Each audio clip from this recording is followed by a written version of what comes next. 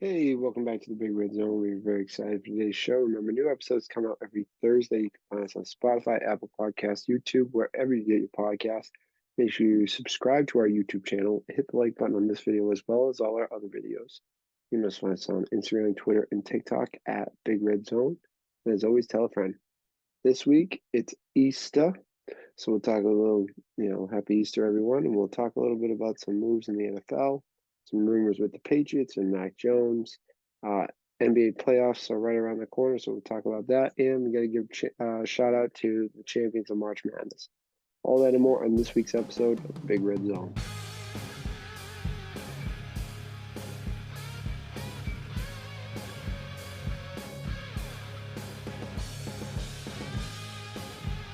Welcome to the podcast. This is the Big Red Zone. I'm your host, Big Red, and it's Easter. Happy Easter, everyone. I'm recording this on Easter, so we can celebrate it. Happy Easter. There's also Big Red's birthday this week, so big week celebrating that. It was fun. I got to go to the C's game, see the Raptors play on Wednesday. Pretty cool, big win. Was on the video board. It was a special little shout out for me. So that was pretty cool to see my name on the video board. And it was a fun time. Went to Foxwoods for the weekend, and yeah, it was a fun little birthday week. And big thank you to everyone for their wishes and you know people that made it special. I had a lot of great people. Saw Danny Football. Didn't get to see Danny Football. Talked to Danny Football. Um, but I got to see producer John and James over the weekend. It was good to reconnect with them. I haven't seen those guys in a little bit, so it was fun to see them, and we had a great time. So thank you to them, and thank you to everyone that showed up. And it's a fun time. And then today was Easter, so we got to spend some time with the family, eat a lot of ham. Ham's underrated.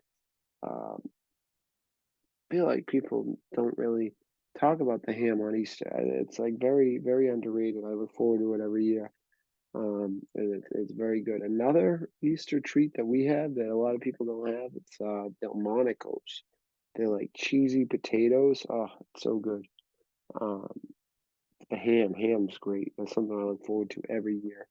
Um, what's something that you guys look forward to? Let us know in the comments. Give us something that you look forward to every Easter, some food, that maybe you look forward to. But I hope the Easter Bunny was good to all of you. It's going to be a quick episode today. Obviously, it's been a tough couple. Last week, really didn't have a chance to record the pod, so definitely wanted to get one in today. So a quick one on the holiday, and that's how much I love you guys. Recording on the holiday and getting one in. So quick pod today, and then hopefully we'll get back to it next week with a potential guest, fan favorite. I won't tell you who it is, but hopefully we get him on the pod next week. So, without further ado, let's start talking about the NFL. Um, there's a couple things. One happened today on Easter Sunday. OBJ, he was rumored to go to the Patriots, and we kind of fell off that train. Gets a 1 year deal, 18 million bucks to the Ravens. The Ravens, who have been rumored that Lamar maybe on the trade block, yada yada. I think, does this mean Lamar's staying? Lamar is there for a year. OBJ's there for a year. Maybe they just try to run it out, see what they can do another year. Maybe they can convince Lamar to stay with OBJ. It's an interesting situation in Baltimore because their whole relevancy kind of hinges on the fact of if Lamar stays or not. So definitely an interesting time there. It's it's something that I'm it's very curious about. I don't really know. I don't really know how that situation is going to unfold. And they could still move on from Lamar, for all I know, and still have OBJ. So I think it's a great move by the Ravens, getting them in there, trying to help them convince them to stay. I mean, there's a couple good players there now for wide receiver weapons. Yeah, hope AJ what's his name, J.K. Dobbins kind of comes back to form. They already have Mark Andrews, who is one of the best tight ends in the league. So I think if Lamar kind of gets back in there, I think they're immediately, playoff contenders. I mean, the Bengals are obviously the favorites probably, but with this AFC, I think there's still a chance that they can make the playoffs. They made it last year. They were 10-7. I don't see any reason they can't go 10-7 again, if not better. So with the Patriots, on the other hand, rumor came out that Mac Jones has been rumored to be shopped. Bill's been shopping him all off season. I'm going to be honest with you guys, and this may be I may be blinded in this. I don't think that's true. I think he's definitely taken phone calls on him. Bill's been known to take phone calls on anyone. I mean, he was rumored to have a done deal. Gronk confirmed this. Gronk was supposed to be traded back like before they won their last Super Bowl, or a couple of years before they won their last Super Bowl, to the Lions when Matt Patricia was there. I mean, it was a done deal until he said, "I'm going to retire if you trade me," and then that deal got shut down. So he's willing to trade anyone. So I'm not saying that he's not been um, in conversations, but to say that Bill's like, "Hey, who wants him? Who wants him?" I think it's just not smart, and I don't think it's true at all. He brought Billy Owen, and that's a Mac Jones hire. He's brought in Juju, who kind of fits what Mac Jones does. He's sticking with Ramondre, which they can pound the ball through Ramondre. I, I mean, they lost Jacoby Myers, they lost Damon Harris, which are two of Mac's guys, but they still have Kendrick Bourne. They brought in Juju, which kind of was like an even split with Jacoby Myers. If not, hopefully, I think Juju, could potentially be a little better. They got Mike Gesicki, who's I think a step up from Joanu. And who knows who else they're going to bring in at running? I mean, James Robinson they brought in. I think that fits Mac a little better than Damian Harris. I mean, I know they're boys, but I think he's equal to, if not maybe even a little step up. I think everything they've done is kind of try to build towards Mac, at least for this year, to see what we have. And that's just my point. I'm sick of hearing. I don't want to hear, should we go Bailey Zappi at least till middle of the season if Mac's doing bad. I think we gotta ride it out. You have to see what your first round pick is, especially after this. It's not like he's had 2 years of Zach Wilson where he stunk. He's been successful. He's had successful years here. So we just got to ride it out. But you can't ride it out if we don't give him a shot. And we keep continuously saying, this isn't the guy, this isn't the guy, this isn't the guy, this isn't the guy. Bill doesn't like him. We don't like him. Like, he's going to go somewhere else and he's going to be successful where someone wants him.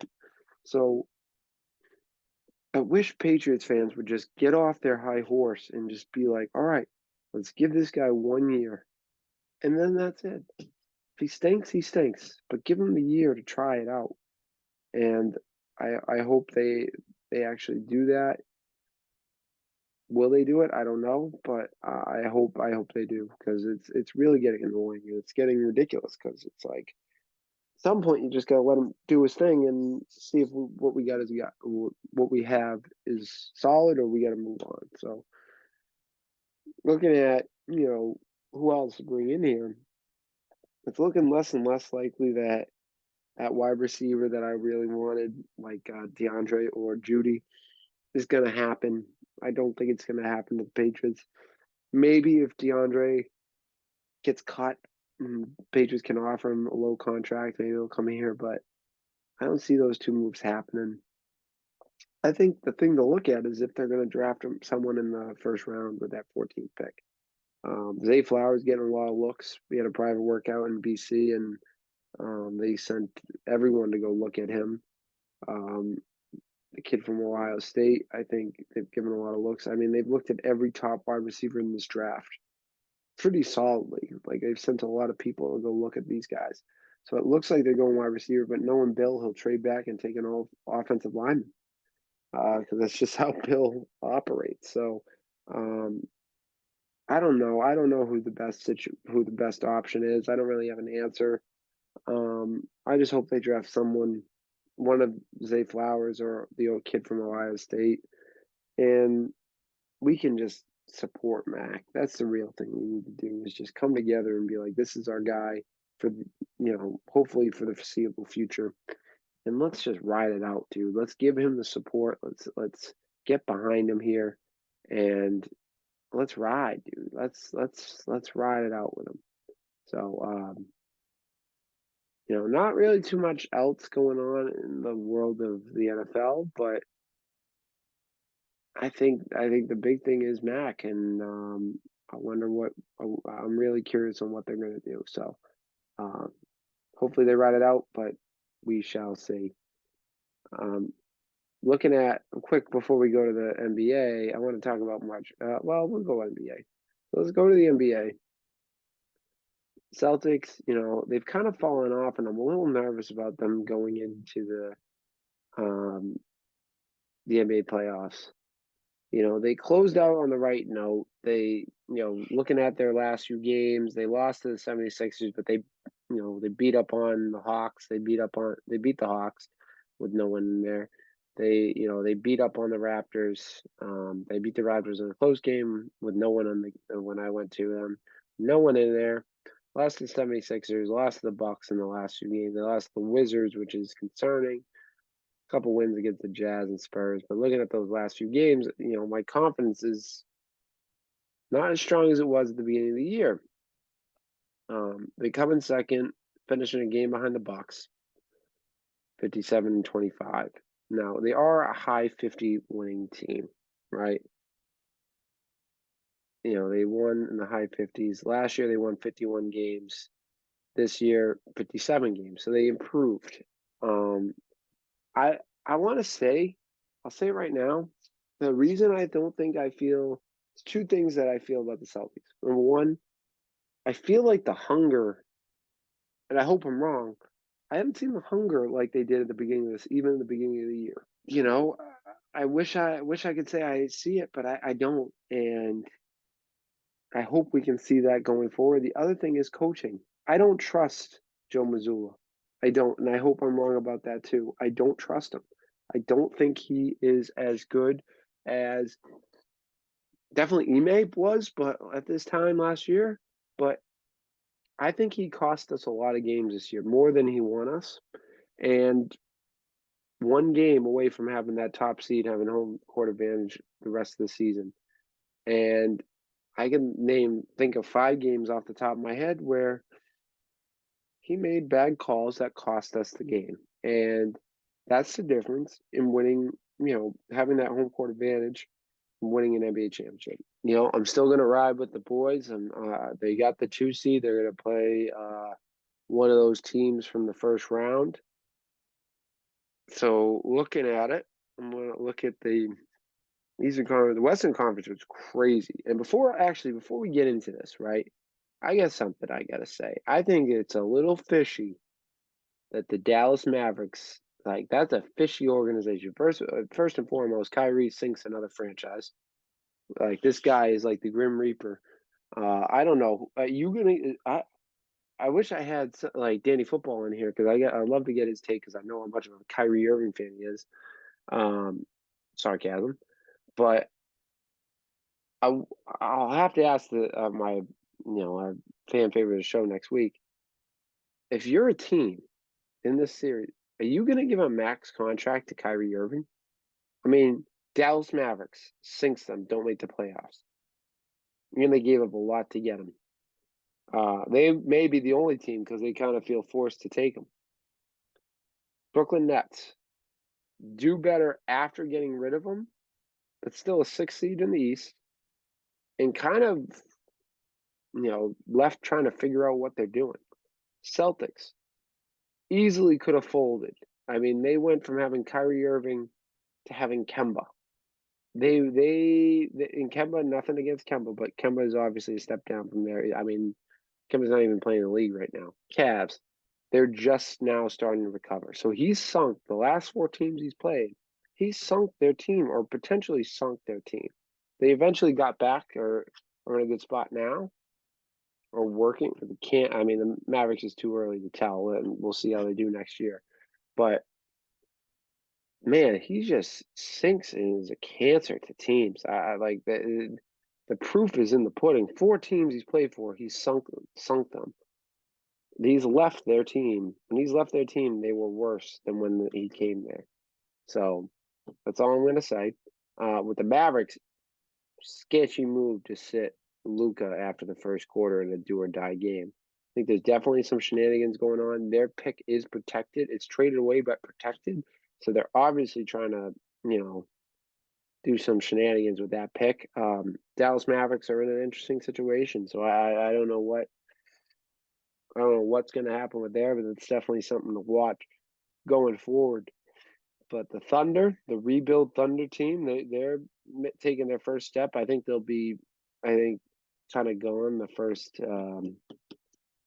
round in the playing game. But they make the playing game, and they lost their first round pick last season to an injury before the season even began. So they're going to get just stronger and stronger, and they're young. So I think they're going to be able to afford bringing in some guys. But they're going to continue that rebuild, and I'm excited to see what they do moving forward. But let's look at the West. Let's go through the playing game. I want to see NBA schedule. I believe the season's officially wrapped up.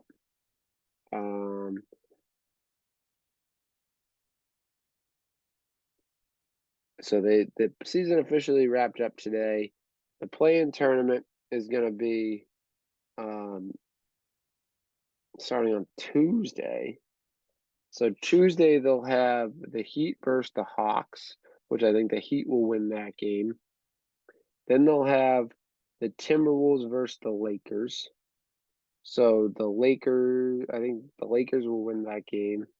I thought the Lakers would play the Thunder. Would the Lakers play the Thunder? They do 7 versus. Oh, that's right. That's right. So they'll have the Hawks versus the Heat. I think the Heat will win that game. The Timberwolves will face the Lakers. I think the Lakers will end up winning that game. The Timberwolves are just in an absolute mess. They have Rudy Gobert throwing punches. They got guys breaking hands. They're just in a rough spot. The Pelicans, I think, will beat the Thunder. The Bulls will beat the Raptors. I like the Bulls a lot. But then I think the winners of those games, whoever wins that first game will have to play the winner of that next game. So I think it would probably be Atlanta versus Chicago, and I think Chicago would still win. And it'll be New Orleans versus Minnesota, and I think New Orleans wins. So that would make New Orleans the 8 seed, and New Orleans would be the 8 seed, Lakers would be the 7th seed, and Miami would be the 7th seed, Chicago would be the 8th seed. Then with that said, so we get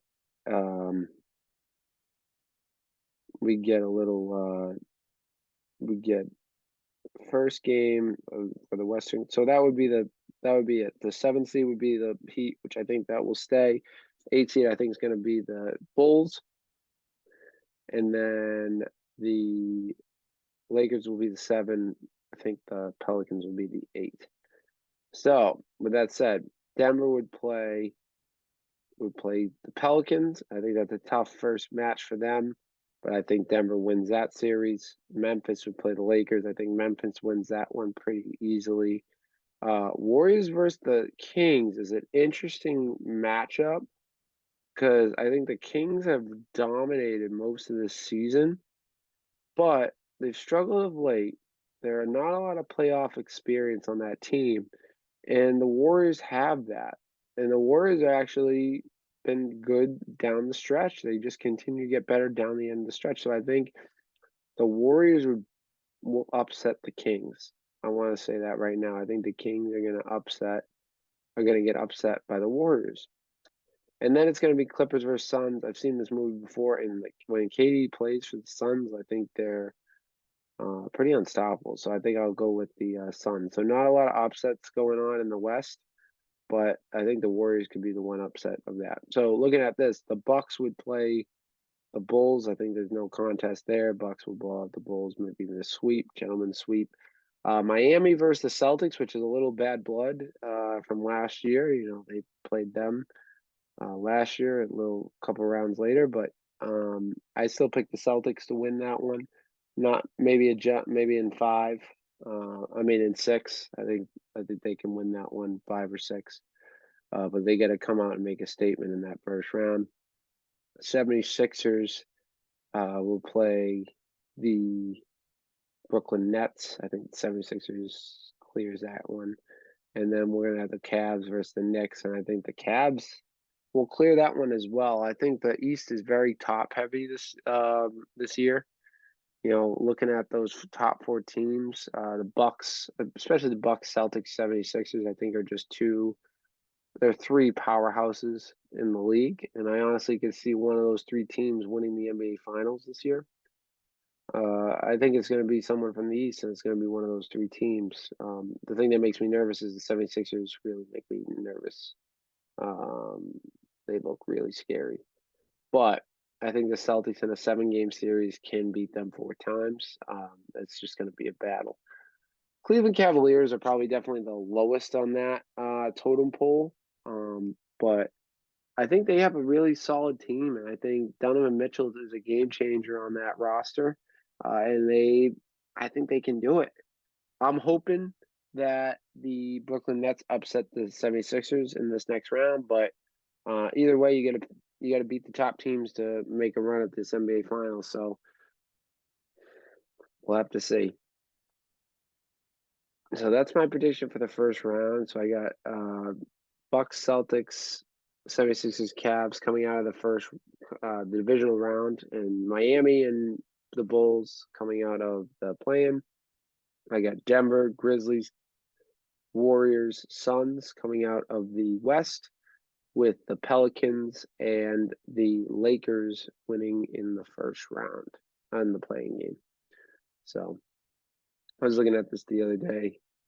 I mean, how crazy is it that the Pistons are probably going to get the top odds in the lottery, but the Spurs could end up drafting 2 of the greatest big men of all time. If they get the right ping pong ball to fall, they get the first pick in the draft. I mean, that's pretty unbelievable that they can draft Tim Duncan and Victor. That'd be pretty crazy. But got to root for the boys in green. We'll talk a little bit more about that as it gets closer. I'm trying to think. The first round, the divisional round of the playoffs start. When do they start? They start April 15th. Is Celtics' first game. They're home against one of the 2 teams in the first round. So that will be a great game. It should be a great game. And we'll have to see how that first round goes. Let's move on. Quick March Madness update. So first and foremost, we got to give a shout out to our local boys, UConn, for winning the national championship game. I know that we won't spend much time on this because it's kind of happened last week. So always good to see a local team. They win their second championship in the last few years. But it was pretty cool to see them win it all. Tough year for me in March Madness, but it's always fun. I was happy to see them win, and it was definitely a fun one to watch. And for all that played in the March Madness bracket, of course, Mrs. Big Red wins. No one picked the national championship. She did pick. She didn't pick the correct champion. She actually picked Kansas to win. So she picked which pick? She picked UConn. When did she pick UConn to lose? She picked UConn to lose in the round of 32. So she was wrong there. But she wins the March Madness bracket pool. So that's pretty cool for her. Congratulations to Miss Big Red. She won a bracket pool when we first started dating. So that was congratulations if you grudged good at the March Madness bracket pool. Also, uh, I should have mentioned this, the NBA. Udonis Haslem played his last final game, regular season game with the Heat. Um, he he played really well. Obviously, last game they're probably going on one more, but it says 111 bench points, which is the most in the NBA history. This was off of Sports Center. So, congrats to him on a great career, and hopefully we beat him in the first round. But anyways, there's going to be no people's topic today.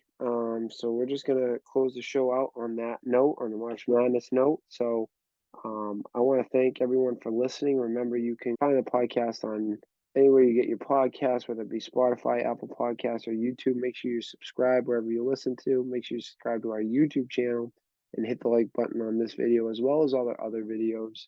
Make sure you hit that notification bell to let you know when all the episodes drop. You can also find us on Instagram and Twitter at Big Red Zone. Give us a follow.